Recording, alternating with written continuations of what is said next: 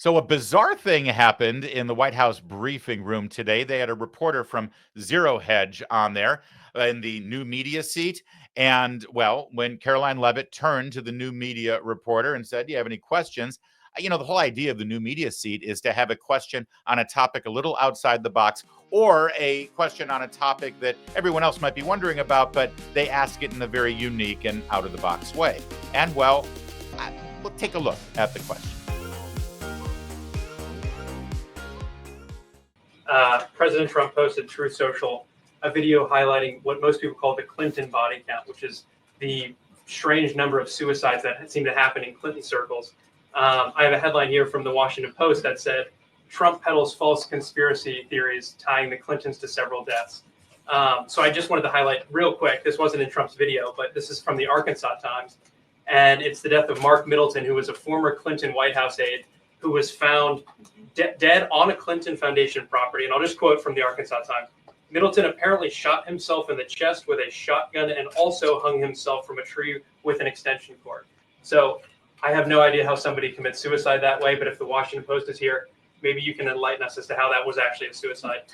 So anyways, that's just a lead into my question about the most famous Clinton-related suicide, which is that of Jeffrey Epstein. There's still a lot of questions around that case. You've released phase 1 of the Epstein files.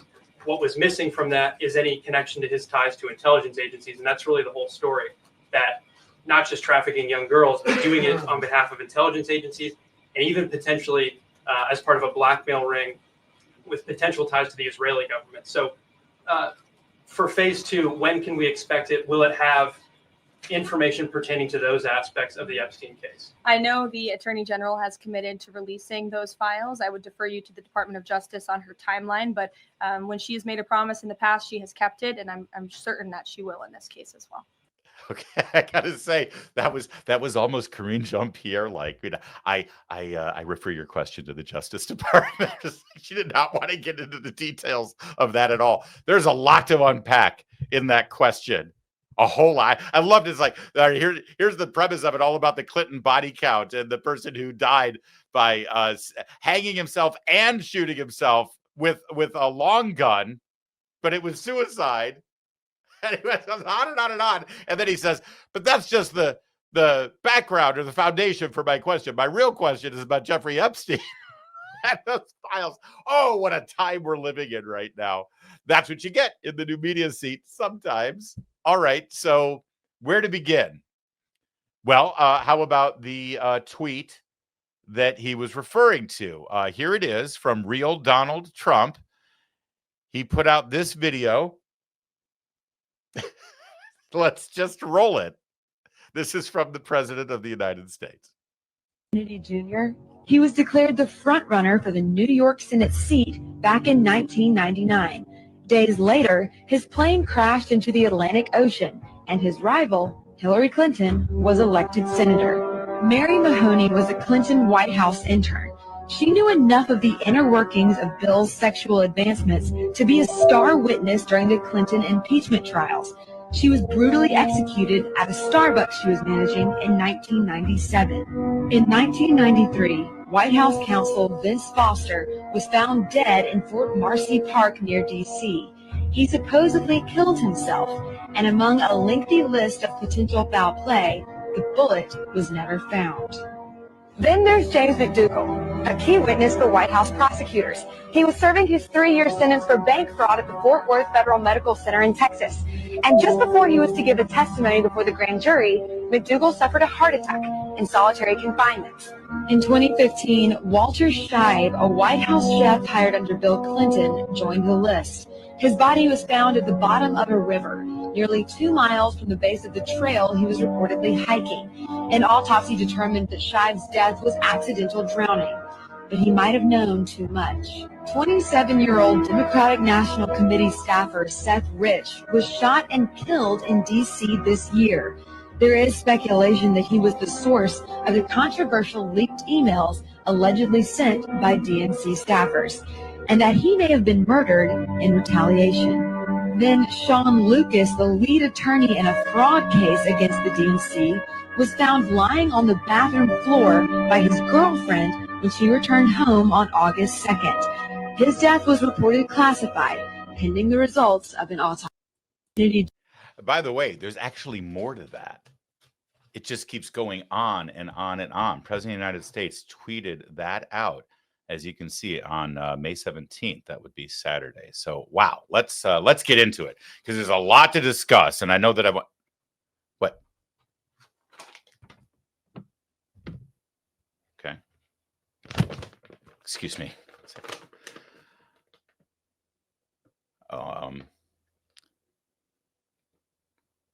Townhall Media and the Salem Media Group, as well as the production team and host of this program, in no way believe that William Jefferson or Hillary Rodham Clinton were in any way involved in any of the strange and completely coincidental deaths that were just detailed in the video that you just saw. And in no way, by repurposing that video here after the president tweeted it, are we suggesting that there is any validity to such claims.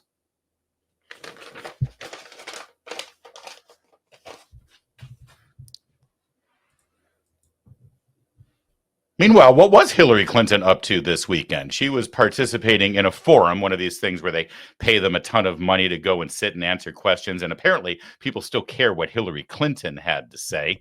So at the Newmark Civic Life Series, she was asked about President Trump and this new administration, and specifically asked about women who vote Republican. And boy, she's just as charming as ever, isn't she? What advice do you have for the first female president of the United States? Well, first of all, don't be a handmaiden to the patriarchy, which kind of eliminates every woman on the other side of the aisle, except for very few. Lisa Murkowski. Liz Cheney. Yeah, there's a few. Look, first we have to get there, and it is, obviously so much harder than it should be. If a woman runs who I think would be a good president, as I thought Kamala Harris would be, and as I knew I would be, I will support that woman. Don't be a handmaiden for the patriarchy, you people. By the way, no one at Salem or Town Hall made me read that. It was a joke. It was a bit. Kidding. Just have nothing more to say. That video said it all. What am I going to say? Don't be a handmaiden for the patriarchy. Are we not sick of the whole handmaiden tale? It's amazing. She and her pals have been trying this for, well, at least 10 years since she ran for president. But even before that, they've been saying this about Republicans and conservatives forever. Oh, it's the Handmaid's Tale, and it's the patriarchy, and it's this, and it doesn't work. Especially since it's interesting. It's fascinating, in fact, that one of the top issues, if you ask the Kamala Harris people and you ask a lot of the Democrats in the last election, what was one of the major issues that really harmed Kamala Harris? What did she fumble on? What did Trump do well that she was unable to really respond to? And a lot of people, objectively speaking, would talk about the radical transgender agenda, most specifically about men invading women's spaces, biological men in prison, let's say, who demanded to be in a woman's prison, who demanded to have taxpayers pay for their transgender reassignment surgeries through your tax dollars so they could continue living their life as a pretend woman. What about the men who invaded women's sports, who invaded women and little girls' private spaces like restrooms and locker rooms? They didn't have an answer for that policy. They, without any hesitation, support those policies that harm women, that harm little girls, who harm women who are in prison, and they couldn't answer for it. They refused to. There's no patriarchy like men demanding to be in a girl's room. There's no patriarchy like men demanding to compete against women and take their trophies and scholarships and glory away from them. And it's this woman and her pals and her party who are handmaidens to that patriarchy. So spare me. As far as they're concerned, the patriarchy exists in only one fashion, and that is if you don't let women kill their unborn babies, then you're the patriarchy. Even though half of those little babies are girls, and I'd love for them to be born and grow up to be women, even if they end up supporting women like Hillary Clinton, they still deserve to live. Color me the patriarchy. Then, speaking of those babies, Hillary Clinton, mother, grandmother, had a lot of opinions about all you women out there who might want to be moms. As I posted the other day, this very blatant effort to basically send a message, most exemplified by Vance and Musk and others, that, what we really need from you women are more children. And what that really means is you should go back to doing what you were born to do, which is to produce more children. And they're talking about, cash benefits for the more children you have. This has been tried, by the way, in other countries, and it has not worked. Or medals if you have 6 children, while they're contemplating cutting Medicaid, while they have no interest in paid family leave or funding quality childcare. They're cutting Head Start. I mean, you go down the list of all the programs that support child rearing and the care of children and create, some safety net for women who are in the workforce, the formal workforce, as well as, raising children. So this is another performance about concerns they allegedly have for family life. But if you had read the Heritage Foundation's Project 2025, despite Trump saying he knew nothing about it, if you had read it, it's all in there.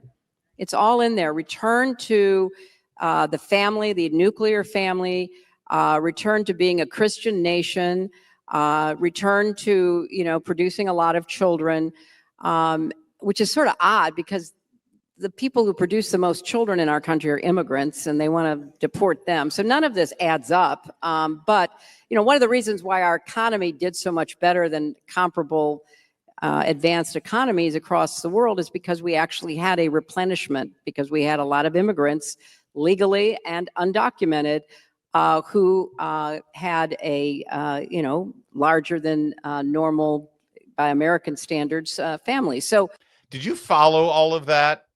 First of all, it's sexist, despicable, and Handmaid's Tale patriarchy to encourage women to have babies, which, by the way, is, fundamentally, when you tear away everything else, the most fundamental thing that women were put on this planet to do. I'm sorry if that offends you, but that's just a biological reality. These days, biological realities are just, outrageously bigoted, apparently, but it's true. I'm not saying that's all that women are supposed to do, but if they don't do that, well, as a race, we're sort of done for. So apparently, we shouldn't have any policies that encourage women to have babies. All right, number one. Although we have plenty of policies encouraging women to kill their babies before they're born. Policies that she champions. Policies that she says if you don't support, you're actually anti-woman. Make it make sense. All right. But then she goes on to acknowledge the demographic reality that if we don't actually have a birth rate in this country that replenishes itself, then we're going to have huge economic problems. See, because she just acknowledged that when she said one of the reasons our economy has been able to be strong and robust compared to other Western nations is that we were able to bring in people and families from other countries as immigrants. So in other words, our population was able to maintain and continue to grow where other countries haven't been able to do that because of birth rate problems.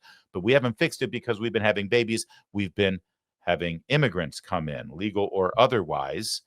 And that's been able to keep our economy going. So put those pieces together here.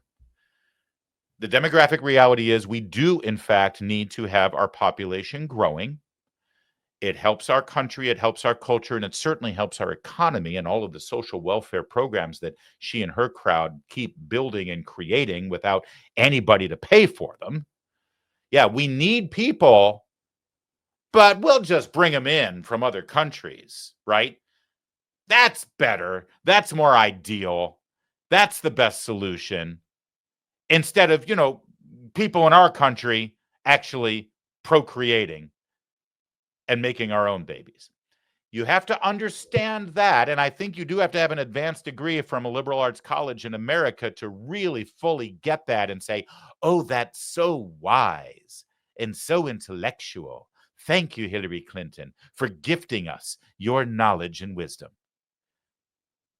Because to me, that doesn't make a whole lot of sense at all.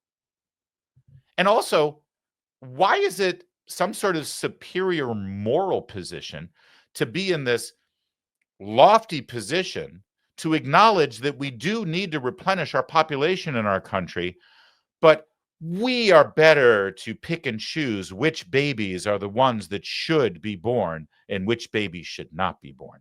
What kind of crazy Margaret Sanger bullshit is that? And the answer? Left-wing Democrat bullshit. That's what kind. All right, so that's what Hillary was up to while Donald Trump was tweeting about the Hillary body count, allegedly. While we're at it, are there any other losers who've run for office and have been humiliated by great defeat to Donald Trump that would like to chime in? Oh, we found one. What was Timmy doing? Donald Trump's modern-day Gestapo is scooping folks up off the streets. They're in unmarked vans, wearing masks, being shipped off to foreign torture dungeons. No chance to mount a defense, not even a chance to kiss a loved one goodbye, just grabbed up by masked agents, shoved into those vans, and disappeared. To be clear, there's no way for us to know whether they were actually criminals or not, because they refused to give them a trial. We're supposed to just take their word for it. That was at a commencement address for the University of Minnesota Law School. Imagine being a mom or dad who just finished paying off for their kid's undergrad degree, now facing the bills for the law degree, going to the commencement, getting excited about their kid becoming a lawyer, and then you have to sit and hear this crap during the commencement address.